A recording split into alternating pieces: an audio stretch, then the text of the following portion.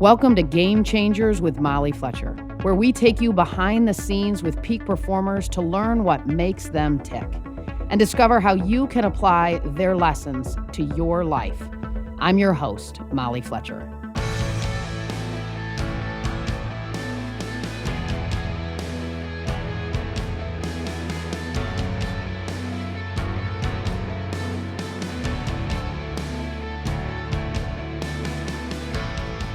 Guy Kawasaki is the chief evangelist of Canva, an online graphic design tool. A Silicon Valley veteran with experience at Apple and Google, Guy was one of the Apple employees originally responsible for marketing their Macintosh computer line.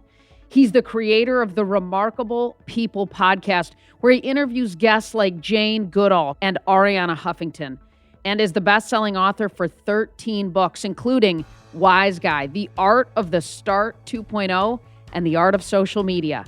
An expert on innovation, entrepreneurship, and marketing, Guy has over 30 years of experience with creating innovative products and services and going to market. In our conversation today, he shares the lessons he learned working for Steve Jobs at Apple, how to turn your customers into evangelists, and the factors that create influence. Let's dig in. Here's my conversation with Guy Kawasaki.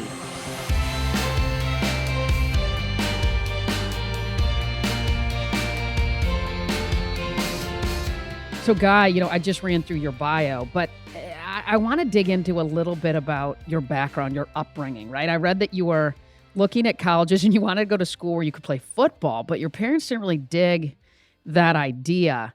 What memories stand out to you most, kind of about how you were raised, Guy, and sort of that youthful Guy journey? So I was born and raised in a lower middle class part of Hawaii. Certainly not, the upper class, the silver spoon. However, I will say, I don't want to paint this picture of I overcame crushing poverty to get to where I am. As I said, lower middle class. I never thought I was poor. I went to a public elementary school, and luckily there, a teacher convinced my parents that the public school track in Hawaii was not right for me because I had, I think, too much potential and too much You're too darn smart, man. Yeah. So she convinced my parents to put me into a college prep school. And at that college prep school, to this moment, I don't know why, but my college advisor made me apply to Stanford. And looking back with utter amazement, I got in and I went. So I would not get into Stanford today. That is for sure. So, it all comes back to that sixth grade teacher and maybe a college counselor who saw something in me that I didn't. I mean, this was the days before you had SAT coaching, much less donating $500,000 so you can fake being on the lacrosse team or being, right. being on the soccer team to get into USC. That doesn't work out real well, man. Yeah. And then law school, but you dropped out, I think, after a week, right? To get your MBA? It was 9 days, I think. Oh, it was 9. All right. I'm sorry, man. Yeah, sorry. no, so I dropped out of law school. I just hated law school. To tell you the truth, I was intimidated. I thought that law school, they just rip you up in public. I just couldn't deal with it. And so I left law school and went back to Hawaii, worked for the lieutenant governor of Hawaii for a while. My father was a state senator. And the following year, I entered UCLA in the MBA program, which is what I really wanted to do. I wanted to learn about business, not law. And speaking of business, right, people see your resume and they see, Apple and Google, these huge, Silicon Valley companies. But when you started at Apple in the Macintosh division, right, it wasn't the Apple that we know today at all. What was Apple like then? Well, again, I don't want to overplay what I've accomplished. But listen, back then, 1980s, Apple was still hot. Maybe it wasn't white hot or $1 trillion hot, but it was hot. There was nobody saying, oh, you work at Apple, what's the matter? You couldn't get a job at IBM. I mean, there was no nobody was kicking sand in your face if you went to work for Apple, even back then. So don't put me in too high guys as opposed to overcoming all this stuff. I don't want to paint a picture that I had to overcome nothing, but I certainly don't have the arc of my life people who have truly overcome things that came to America in that last helicopter out of South Vietnam or Afghanistan.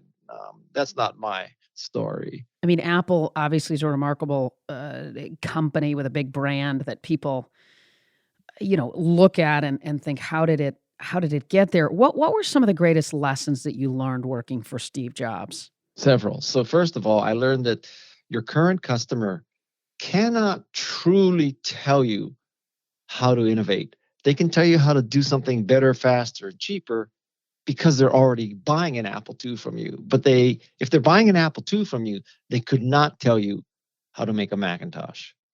And right now, if they're buying Macintoshes, they can tell you how to make a better Macintosh, but they can't necessarily tell you how to make the next great computer. And that is a very valuable lesson. Now, I'm not saying you should ignore your customer, because when you have shipped an Apple II or a Macintosh, it's very valuable to listen to how to evolve what you have. But to truly get to the next curve, that takes passion, vision, delusion, luck. But it's not a marketing research study that does that. So that's number one lesson.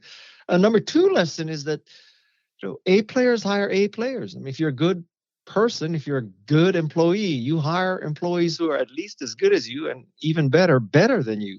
Whereas if you're a mediocre employee, typically you hire someone worse than you so that you don't feel threatened by the person you hired.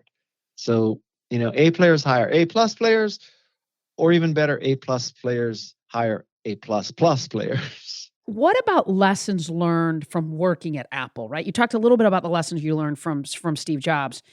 Hit me inside of just Apple in general. What have you learned and taken with you? One of the major lessons of Apple in general is that the best widget or gadget or gizmo doesn't necessarily win. And it took me a long time to wrap my mind around that. Arguably, I still haven't, because it seems to me that Macintosh was so much better than MS-DOS and Windows that, why isn't the world 95% Macintosh today? I still don't have an explanation for that. It's just God works in strange ways. Sure. Well, it is interesting. I mean, and that's where I feel like Apple was so revolutionary. Just in, it's debatable on if it's the best product, but that sure as heck has some pretty powerful marketing and packaging, right? Which is what I think you're alluding to at some level. Well, if I understood you right, that's not what I'm saying. So I'm saying that even if you have the best product, you may not achieve worldwide domination. Got it. Okay. Which is different. I think what you said is it's a great product, but also you needed great marketing to succeed. That's not what I'm saying. Although that is true too. I'm not arguing that that's wrong. I'm just saying my lesson from Apple is that, hey, the best widget doesn't win necessarily anyway. You popularized the concept of evangelism and marketing. The chief evangelist title, it sort of followed you, right? From Apple to now at Canva. Did you come up with sort of that title? Well, first there was Jesus, and then there was a 2,000-year gap. So I started at Apple as a software evangelist. I was the second software evangelist at Apple. And that position meant that you were to spread the good news, which is the Greek basis of the word evangelism. Spread the good news of Macintosh, how it would make people more creative and more productive. So as opposed to sales, where you're trying to worry about your quota, your commission, your budget, evangelism is about spreading the good news. And the good news of Macintosh was that you are going to be more creative and productive, just like the good news of Canva is that you're going to be a better communicator because Canva has democratized design. So we wanted to foster Macintosh as truly a denting the universe kind of product, as opposed to yet another personal computer model. Tell me how that evangelism role shows up for you in the way that you navigate your days and your role, as opposed to maybe how it might show up for somebody that views themselves more in a bit of a traditional marketing sense? Well, some of it is just how much do you truly believe in what you are evangelizing? So there is no doubt in my mind that Macintosh makes you more creative and productive. And there's no doubt in my mind that Canva makes you a better communicator. So that's a beautiful position to be in because you can sell without hesitation. You can market without hesitation. You can evangelize without hesitation because you truly do believe that it's not just your self-interest, but you're doing something good for your customer. Now, a cynic would say, well, you know, if I'm selling enough widgets and enough people are buying it, I will basically come to the conclusion that I'm doing them a favor. So don't get me wrong. You know what I'm saying? Sure. There's a lot of salespeople who believe in the crap they sell. Objectively, maybe they shouldn't, but it's a fine line. Has that been a filter guy for you at some level between as it relates to what roles, what you lean into and what you don't? Do I believe in this enough to evangelize about it? Is that a little bit of the filter for you? It's very much a filter. So if you look at my career, I've started with Macintosh, I'm ending with Canva. Um, those are two pretty good bookends. In the middle, don't get me wrong, I did a lot of thrashing. I started companies that at the time I believed were doing absolutely great things, but not everything succeeds. So I think a person would be lucky to be affiliated with a Canva or an Apple, but I am extremely fortunate to have two. How do you make your customers evangelists? In a sense, you should not have to make your customers evangelize because if you have a great product, arguably you won't be able to stop them from evangelizing. Now, a particularly enlightened company would see that it's happening and foster it, accelerate it, support it, do whatever it takes. But you you can only put so much lipstick on a pig.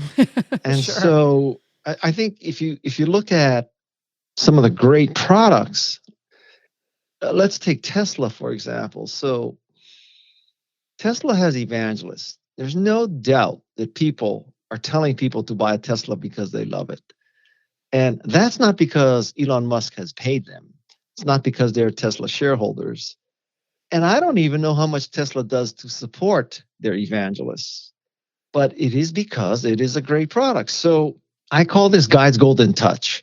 And Guy's Golden Touch is not whatever I touch turns to gold. Guy's Golden Touch is whatever is gold Guy touches. So the key to evangelism is to create or affiliate with something great because it's easy to evangelize something great and it's hard to evangelize crap. Now, this is not to say that evangelism is the only way to make a product or service successful. But if you want to use, in particular, evangelism, you've got to start with something great. Now, it also doesn't have to be great for everybody, but it has to be great for what Seth Godin calls a minimum market size. What do you think are the keys to a Tesla or to these brands that have created these evangelists? I mean, yes, they have a great product, but some people listening might think, well, gosh, I mean, there's a lot of great products or services that don't have evangelists. I mean, what would you say are some of the other threads? I would not separate the product from the experience. The two are different sides of the same coin, right? So that's number one. But here are some qualities of a product that are particularly evangelizable, if that's a word. So the first quality is depth, that great products, great services are deep. The company has anticipated what you will need as you become more familiar and go up the power curve. So with Macintosh or Canva, you don't run out of power. You don't reach a point where you say, oh, now I got to use Photoshop because I'm at the end of the road with Canva. So depth is one thing. The second quality is intelligence, that when you look at a evangelizable product, you can intuit that this company truly did understand my problem. Using Canva as an example, there are about 800,000 templates done in advance for Canva organized by design types. So a design type is, for example, a presentation. So when you look at that, you say, so what Canva has done is they know that many people are making presentations. So they've created hundreds of templates where all I have to do is change the text and the picture and I'm done. As opposed to PowerPoint, where you're starting with a blank screen, as opposed to Photoshop, where you're starting with a blank screen. And so you can intuit that somebody was thinking there. So the second one is intelligence. The third one is complete. Complete means that it is not simply the software, not simply the hardware, but it's also the Genius Bar. It's also Apple Care. It's also all the other things that are beyond the physical product or even the digital download. A fourth thing is elegance, where someone clearly cared about the user interface. It wasn't just thrown together. I would say a fifth quality is that it is endearing in the sense that you form an emotional attachment to it. That people love their Teslas, people love their Macintosh. Have you ever met anybody, seriously, have you ever met anybody who said, I love my Windows machine? My Windows machine is an extension of me. It completes me. It makes me more creative and more productive. It anticipates my needs. I would not be where I am were it not for my Windows laptop. Let me know when you have that conversation. I haven't. So those are the qualities of evangelizable products. Did you just rattle those off, or did you already have those in your back pocket? Because if you just rattled them off, I'm kind of impressed. That might be a little bit of a keynote bookend for you there, the top 5 qualities. No, I don't want to burst your bubble, but I prepared that. Oh, good. Years ago. Okay, I good. made it come out into an acronym, DICE. Nice. DICE. All right, good. Yeah. Okay, cool. Yeah. Good stuff. I'm a well-prepared I'm with you, man. I know. I love it. I love it.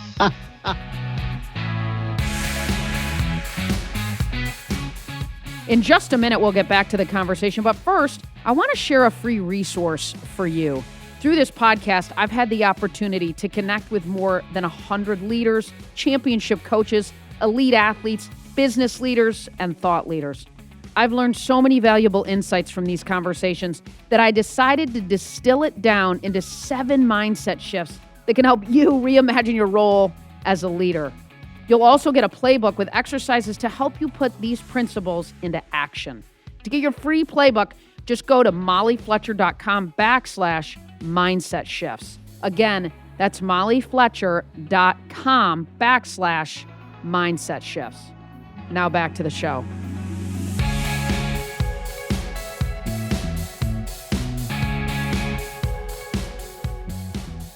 To be a chief evangelist, right? At least, to be a good one, you have to have influence, right? And we've had Robert Cialdini, and we talked about him earlier on, who I know is a friend of yours.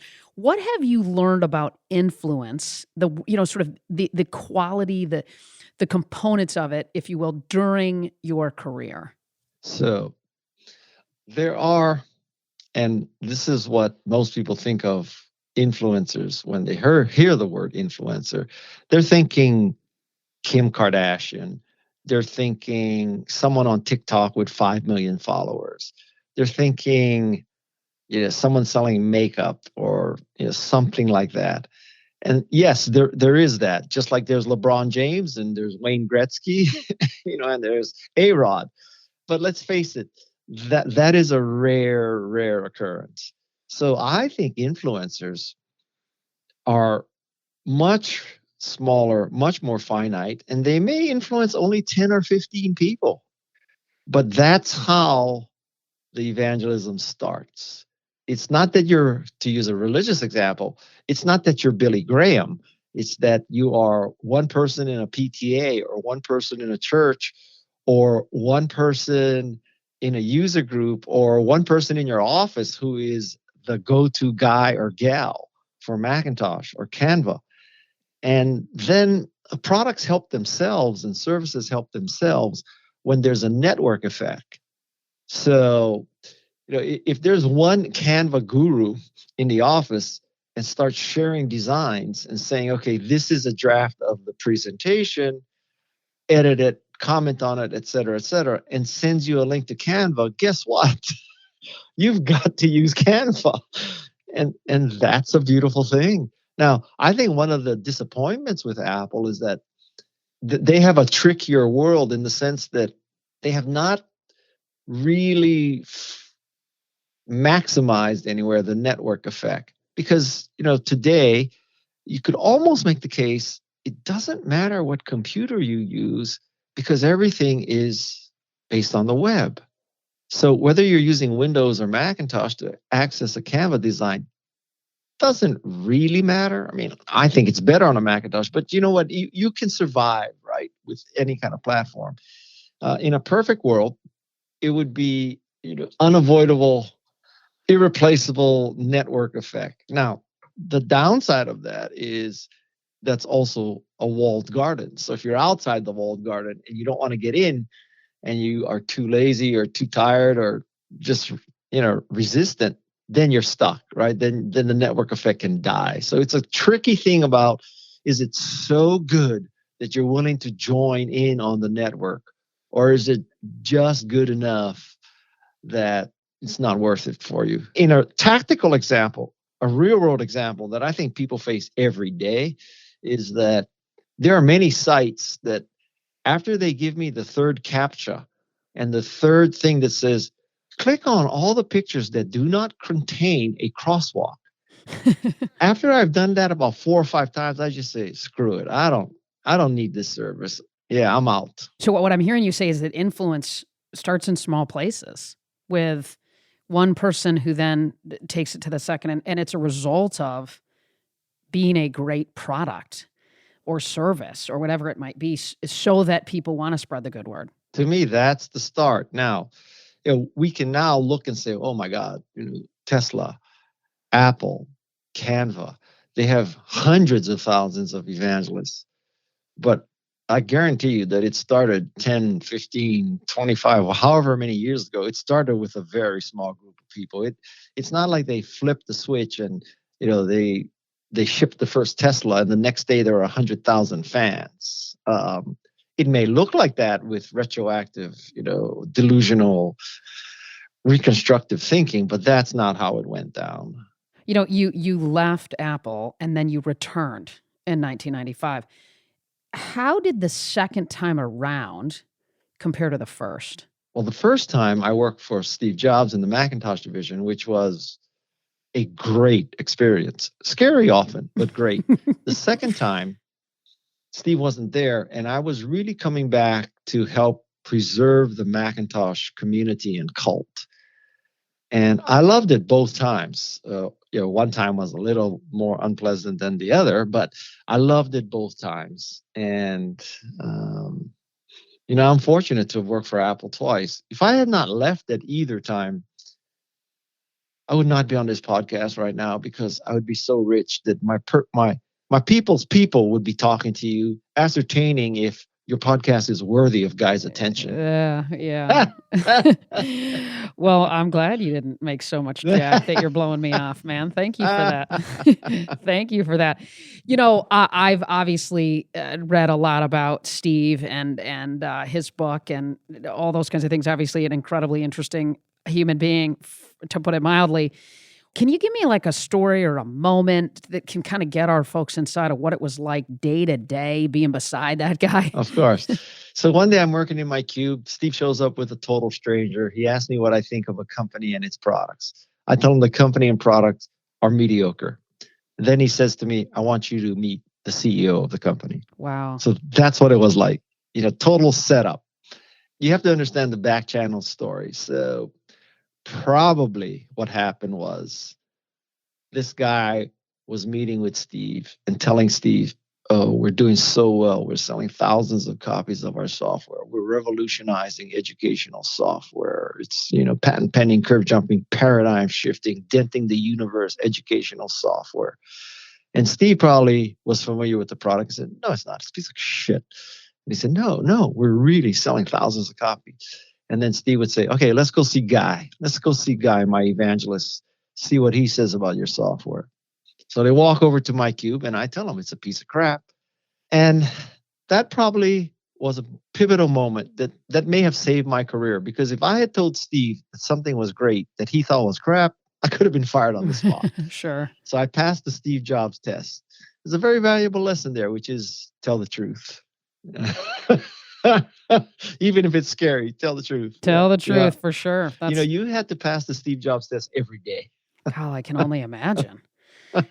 I can only imagine. And he created deadlines that the world would think were impossible, but yet people would step up and execute against them, it felt like, from the outside looking in. Well, certainly he got people like me to do stuff that we never thought we could do. What made you do that? I mean, what do you think it was from his perspective as a leader? I mean, maybe before he had done anything. I mean, I get it after he'd accomplished so much, but before he had become who the world now reflects on, how do you think he got people to do stuff that they thought they couldn't do? Well, when I joined in 1983, Apple was already 7 or 8 years old. So, he was already Steve Jobs, the man.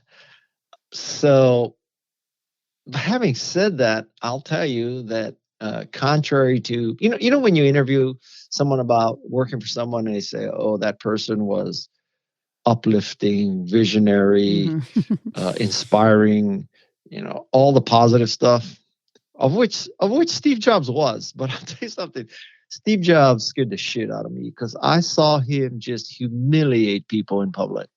And I said to myself, guy, you are never going to be that guy. You are never going to let Steve Jobs rip you in public. So I lived in great fear, which drove me to work very hard. That's an interesting leadership tactic. Hey, whatever works. Wow, that's incredible. So you woke up grinding it every day just so that he wouldn't undress you in front of somebody else. Well, I wouldn't say just so that, but he also inspired us to believe that we were on a mission. And so, I didn't wake up every day. I don't think anybody in the division woke up every day thinking, okay, so today we're going to get a little bit closer to shipping another personal computer. We really thought that we were on a mission, and that mission was to prevent a George Orwellian 1984 totalitarian world dominated by IBM. This was about freedom. This was The Handmaid's Tale before it was The Handmaid's Tale. Wow, that's cool. That's interesting. What drew you to Canva, right? And maybe what did you see, and what do you see as the future of Canva? Canva found me. And this was back 7, 8 years ago.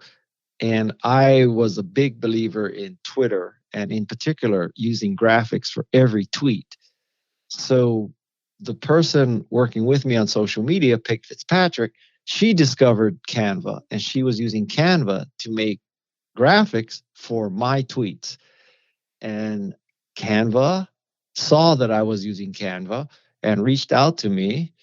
And I wasn't quite sure who they were. So I asked Peg, is this the company we use? She said, yes. I said, do you like it? She said, yes. I said, should I help them? And she said, yes. And I said, okay, good enough for you, good enough for me. And so I met with them, and the rest is history. So Canva found me. I don't want to overplay my intelligence and how I looked at hundreds of companies and decided that this is the one. That's not how it went. I would imagine, Guy, there's a bunch of brands that find you now. You have millions of followers on social platforms, and you wrote a book on this topic, right? The Art of Social Media. Where do you spend most of your time on social media today, and why? It's a trick question. Okay, so first of all, I don't spend that much time on social media anymore. I view my role as a curator, not a creator, because I think there's so much information out there. Finding the good information is a service in and of itself, much less creating the good content. So what I do is I am constantly using Google News and Google app itself and an app called Smart News. I'm constantly looking for articles that I think my followers should read.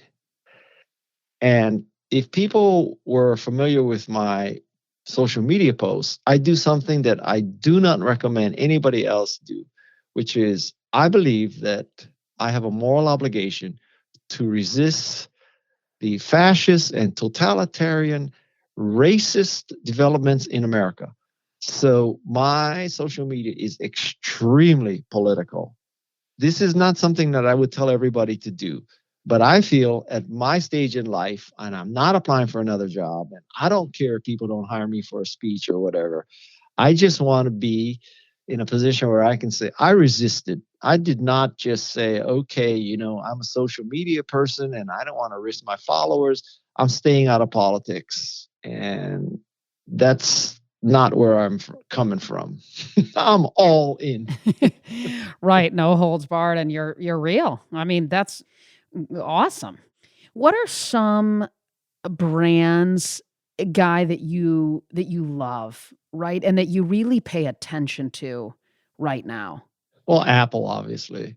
But I have I have my own thoughts about Apple. It's not all positive. They have dropped the ball on true innovation, that they are now a luxury brand. And as a luxury brand, when's the last time you said, oh, Louis Vuitton has revolutionized fashion? Okay.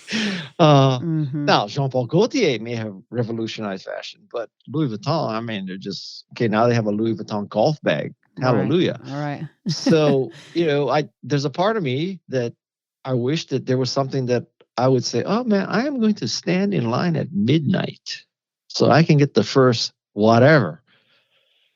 I haven't had that sentiment in a long time. Now, don't get me wrong, though. You can't argue with Apple's brand awareness and financial results. Arguably best in the world, best luxury brand ever, right? So I'm not saying that, you know, they're incompetent and all that. I'm just saying they've dropped the ball on innovation. And also I think a flip side, probably more disappointing to me, is that they have created a luxury brand that are kind of for people not like me. And I don't know if there are enough people like me so that it matters to them. But I'll give you some very tactical examples. So, are you a Macintosh I user? am. Yes, I Okay. am. Do you use a laptop? I do. Okay. So, I don't know about you, but a Mac laptop with two USB-C ports, I just cannot even wrap my head around that. So, you know, doesn't anybody at Apple use a real digital camera so they want to put an SD card in there and download your photos? I don't know about you, but my Macintosh, it has to connect to a Right. label printer. It has to connect to my Rodecaster device for podcasting. It has to connect to a phone. It has to connect to a microphone. I mean, my dongle has a dongle. Okay. My dongle has a dongle. Like, wrap your mind around that. And another thing is, before you could tell from across the room, oh, my laptop is charging, right? The light's yellow or the light is green. Now you have to open it up to figure out by looking at the Thunderbolt in the upper right hand corner, is your laptop charging or not? So if you're in Europe, right? If you're in Europe and you leave your room and you pull your room card out of the thing by the door that shuts off the electricity, is your laptop charging or not? Well, let me put the room card back in there to turn on the light to see. Um, I don't understand stuff like that. And my last, you see, you're dropping me into this deep hole. No, Okay. this is interesting. So I have bought about 8 Apple tags. Do you know what Apple tag is? I don't, but maybe I should. Okay, well, do you know what a tile is? It's this little device that keeps track of your keys and bags and stuff like Yes, that. yes, I do. Okay, so Apple Tags is the tile killer. Okay, now I would just like to know why an Apple Tag doesn't have something as simple as a hole for your keychain. You have to buy another attachment to put your Apple Tag in so that you can put it on a keychain. I think you just answered your question. You said you have to buy. Well, yeah, but now a tile, every tile, what a revolution, has a hole in it. So if you want to put it on a keychain, you just put it on a keychain, right? So I want to know what happened in that meeting where somebody said, you know what, we're not going to put a hole in it. Now, there's two explanations for this. One is the nefarious, yeah, we'll stick it to everybody. They have to go and buy an attachment. They have to buy $29 leather holder for the tag that costs $29. It's a $58 tag. Okay, that's one way. So they wanted to sell more holders for their tags. Another would be that, oh my God, we want elegance, and something with a hole is just not elegant. We need to we don't want holes in them. We want them to be pure and beautiful. And I wish I had a British accent. I would do my impersonation of an Apple ad.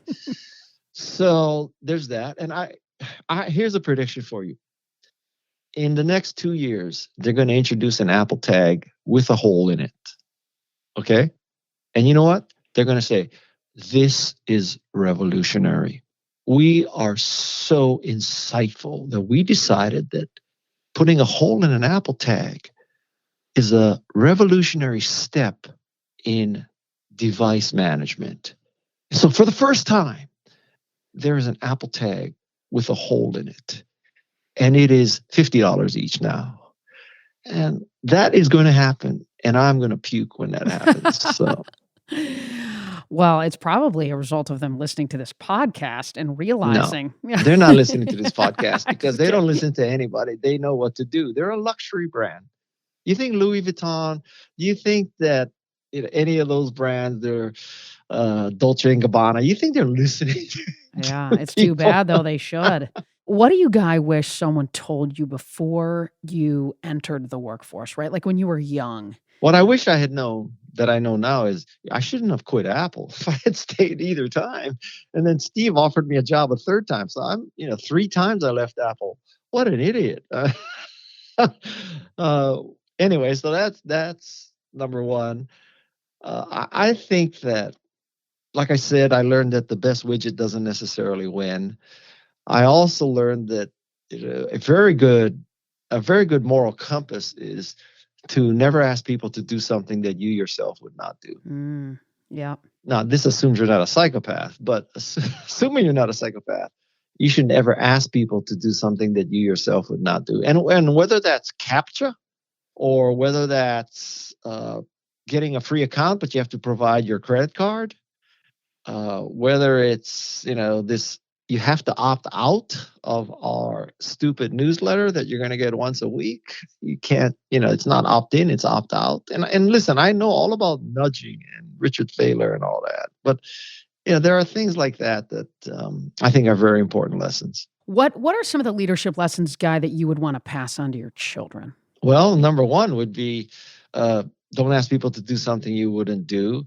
Number two is that grit counts. It's perseverance. Yeah. And number three is a little bit of humility, which is, yes, I understand grit and all that and working hard, but let's face it, for many people, myself included, we just won the lottery. We went in and bought the ticket and we hit the lottery. It's not like we quote unquote deserve it. Yes, we worked hard. We didn't blow it. But, I was fortunate to be born into a family that cherished education. I was fortunate that they sent me to a school that prepared me to go to Stanford. At Stanford, I was fortunate to meet Mike Boych, who brought me into Apple. At Apple, I was fortunate to work for Steve Jobs. I mean, there's a lot of stuff that, Yeah. I've heard you talk about that, and you're right. I mean, I could not agree with you more. I mean, I've heard you say, right, like if you're listening to this podcast, things are probably going pretty well in your life. Yes. In general, right? We're not dealing with so many things that the world is dealing with. Tell our listeners, how can people stay connected to you, Guy? Well, by far, if you want to see what I consider my life's best work, it is my podcast. So my podcast is called Remarkable People, which means I interview remarkable people such as Jane Goodall, Margaret Atwood, Wozniak, Steven Pinker, Stephen Wolfram, Bob Cialdini, Katie Milkman, Angela Duckworth. I have 2 MacArthur Award winners on there. And so I think my moral obligation is that I am fortunate that I can get to these people and convince them to come on my podcast. And my moral obligation is to try to gain knowledge from them and spread it out in the world so that other people can become remarkable too. So if you listen to my podcast, you would hear that it's about 95% them talking, 5% me. And that's very different. There are some very, very popular podcasts where it's 50-50 interviewer guest. And there are some very popular podcasts that are 95 podcaster, 5% guests. Mine is the opposite. If you listen to the Remarkable People podcast, it's because of my guests, not me. My job is to get the best out of the guest, not to be the star. I couldn't agree more. Holly Rose said when she came on the show, she said, who's on TV, of course, calls ESPN games, and she said, it's not about her, it's about the person that she's interviewing. And so I love it. All right, we end with rapid fire. I'm going to hit you with some quick ones, and you just tell me what comes up. Sure. What's your favorite app? Surfline.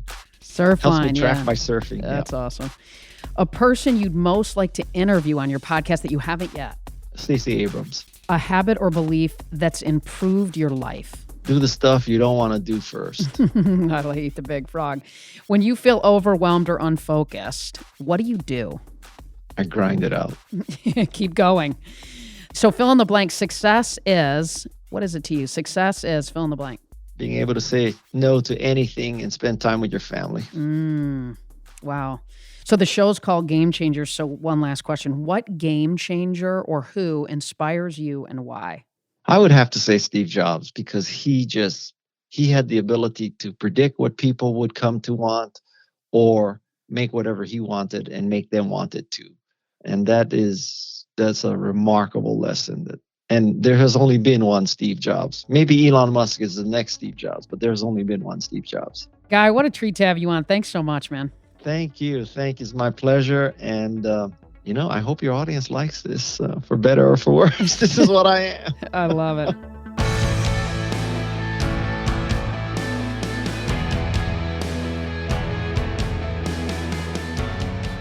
Here are a few of my favorite takeaways from my conversation with Guy. Number one, A players hire A+ players.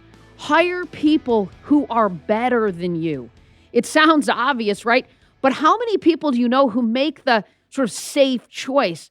Because the better choice maybe feels a little bit threatening, feels a little bit uncomfortable. I love that one. A players hire A+ players. Number two, customers can't tell you how to revolutionize.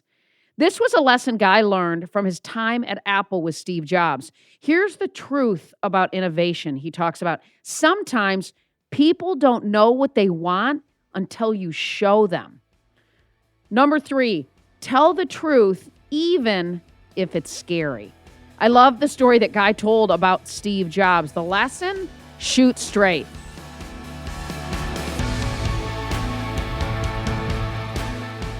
Thanks, as always, for listening to Game Changers with Molly Fletcher. If you like the show, be sure to subscribe on Apple Podcasts. There you can listen to previous episodes and leave us a review, which helps other people find out about the show. This episode was edited and sound designed by the team at Sound On Studios. You can find out more about their work at soundonsoundoff.com. Check it out. For more about me, visit mollyfletcher.com. Until next time, stay curious and be bold.